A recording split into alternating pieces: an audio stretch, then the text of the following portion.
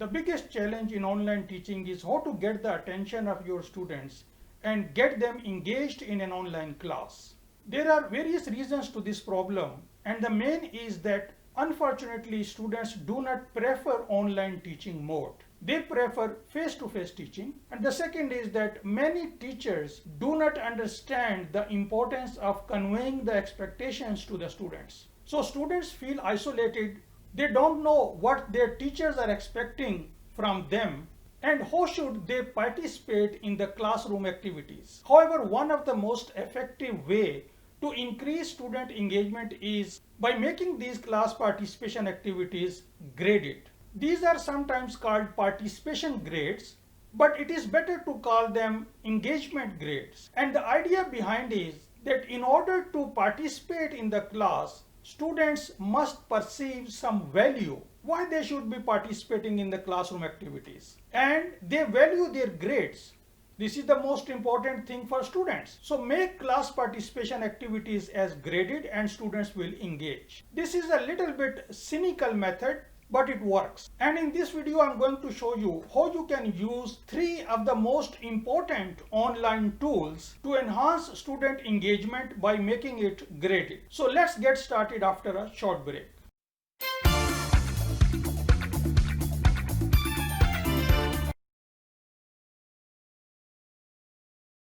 Hello and welcome to my channel. My name is Tahir and I make videos about online educational tools and technology and some of the subjects which I teach. So if you are interested in these topics, please hit the subscribe button and also the notification bell to get notified whenever I post a new video on this channel. Now before I go into the details, there are 3 key features you must understand, and these are fundamentally important for teachers. Now the first point is that you should align all those student activities with your learning outcomes, because the main objective of any course is that our student learn something, learn some knowledge or learn some skill. And the second point is that you must provide your student a very clear instructions about what you are expecting from them, how they should participate in the class. But the third point is that you should never judge your students based on what knowledge or skill they have acquired when you are marking these student engagement activities. In simple words, if there are 10 marks for a 10-minute engagement, because the engagement must be measurable, then you are not going to look at whether the student have learned something or not. This looks opposite to the first point, but it is not. Because the idea here is that we believe when students engage, they will learn ultimately. And when we are grading these student activities, we are grading only on the basis of a criteria which I am going to explain you in a minute. And that criteria does not include how much they have learned. We will only be grading them based on their class participation. Therefore, we call it engagement grades. Now, let's talk about grading criteria. There are 5 important points in my opinion about your grading criteria, and you must convey this grading criteria to your students. The first point is that you must clearly explain this criteria to your students, how you are going to grade them based on their class participation. Second point is that your criteria must be measurable.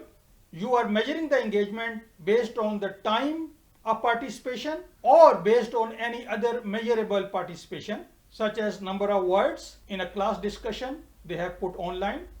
Then this criteria must be authentic, and therefore we will be using video participation, because in a video you can see that your student is giving his or her point of view on a particular topic, and therefore video assignments are very important. I have a separate video about the importance of video assignments, which I will put a link here and you can watch.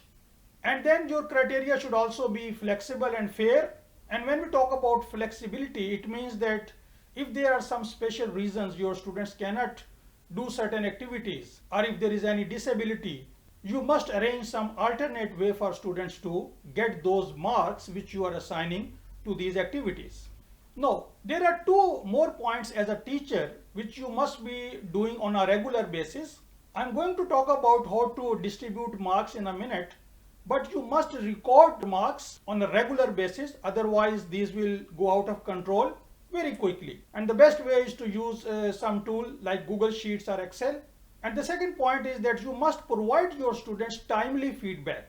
As soon as someone submits the class participation, you must provide some feedback. A short video feedback is the easiest way, but you can use tools like Flipgrid or Google Docs, which we are going to talk about in a minute. Now, what type of activities we are going to give to our students? There are three main types: individual participation, group participation, and then in order to be flexible, you must also look at how the students are interacting with the course material.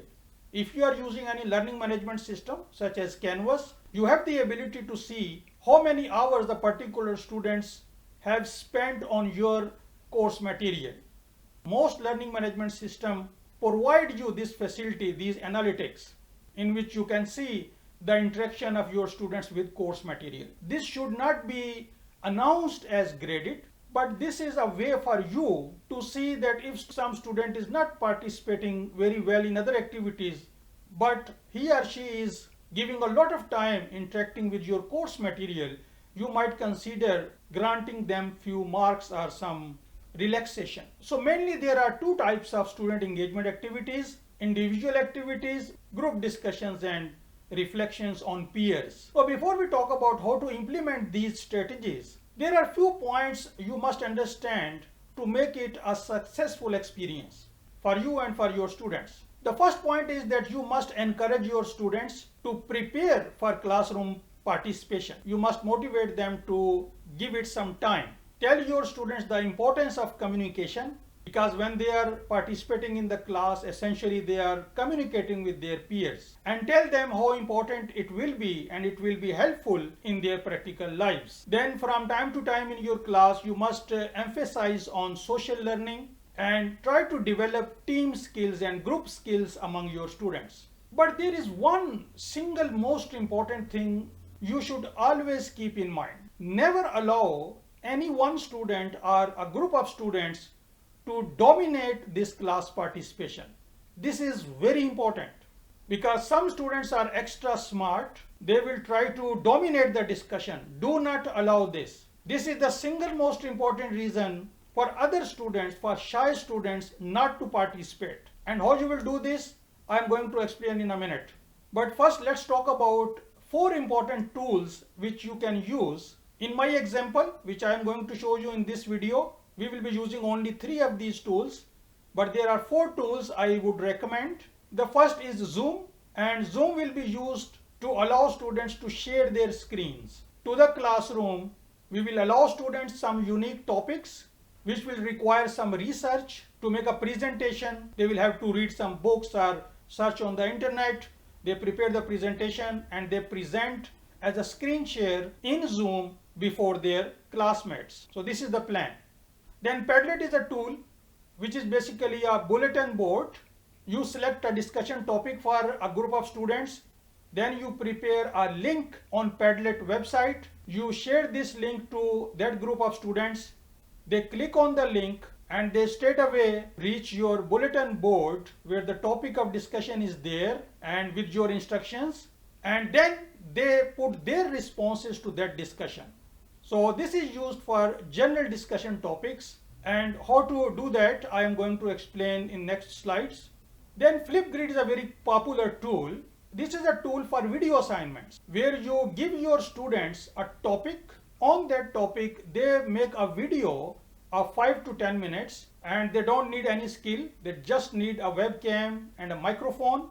They log into Flipgrid, they click few buttons. Flipgrid will record the video and will post the video on the website where their peers and their teachers can watch the video.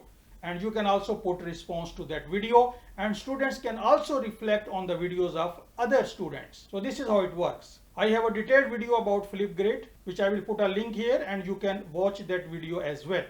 Then there is another tool called Edpuzzle, and the idea behind Edpuzzle is that a lot of educational content has already been created by other teachers like Khan Academy and some other educational channels, and you can use that material in your online classrooms, and you can create a new version of that video by using Edpuzzle. You can add even questions to a video at a particular location. The video will stop, the question will come up, Students will have the option to answer the question, and you can see that whether students are actually listening to that video or watching that video or not. So this is a very good tool. In today's example, I will not be adding Edpuzzle as a graded activity, but you can use this as a graded activity as well. So now here is a plan how you should proceed with the graded student engagement activities. Now let us assume that you have n outcomes of your course. So whenever you develop a course, you write down what are my learning outcomes for this course, and you have 20 students. This is an example. Now what you can do is make 5 groups of 4 students each and give those students 4 colors: green, blue, yellow and red. Now give one unique topic to every student and one unique topic to every group for Zoom screen share. So this will total of 20 marks. 10 marks for their individual presentation and 10 marks for their presentation inside their group. Now give every group one Padlet discussion and total of 4 discussion in the course. Now give every student one unique video assignment for Flipgrid. Any topic? Now make groups of every color. So put all green students in one group, all blue, red and yellow in other groups. So these will be 4 groups. Now all green students will reflect on the Flipgrid video of one another, and you allocate some marks. Now this will be top level reflection of Flipgrid videos. Then there will be a deep level reflection of Flipgrid video where one green student goes in another group and reflect on their videos. So this is a deep level engagement, and you can allow 3 of these activities. Maximum 3 deep level reflections are allowed. Now let us talk about how you assign points, which are participation points or engagement points, to your students in this example. And this is just one example, just to make it clear to some of you guys. Otherwise you know how to create these type of assignments. Now you allow 5 to 10 minutes for Flipgrid video and top level reflections for 10 marks each. Then you allow 2 to 4 minutes for deep level reflections. For Padlet discussions, you can say something like 50 to 100 words for 5 marks. And you allow 5 minutes of screen share for individual and 5 minutes in a group. But here is how you discourage the domination of any few students, by clearly explaining that if you go outside the allowed time limit or allowed word limit, your marks will be deducted. But if you go to the double of your allowed limit, you will get 0 marks, and everyone will feel comfortable and they will participate because they will have no fear of any dominating students. Unfortunately, most teachers do not realize this. So you are favoring 2 or 3 students and you are destroying the career of the rest of the classroom. So do not do this. Always discourage domination of students in the classroom. Now this slide shows as a teacher what activity you have to do. So for Zoom, you have to prepare 25 topics for your course. For Padlet, you need 4 topics. For Flipgrid, you need 20 topics. These topics should be unique. And you can use Edpuzzle for ungraded activities in the beginning of the course to check the student and to warm them up.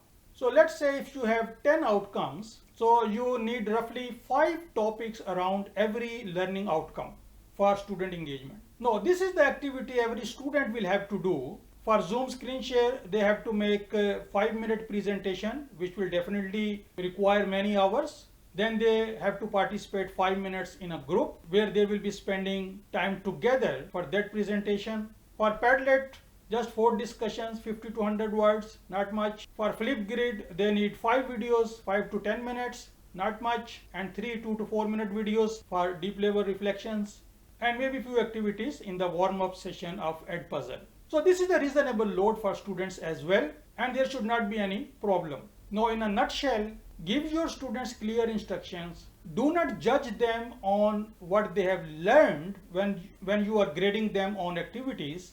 Be fair, do not allow anyone to dominate, and you will achieve your learning objectives. Now there are 3 more videos on this topic. which I will put at the end of this video. You might be already looking at the thumbnails of those videos. Now if you watch these 3 videos, you will understand how to improve student engagement in online classes.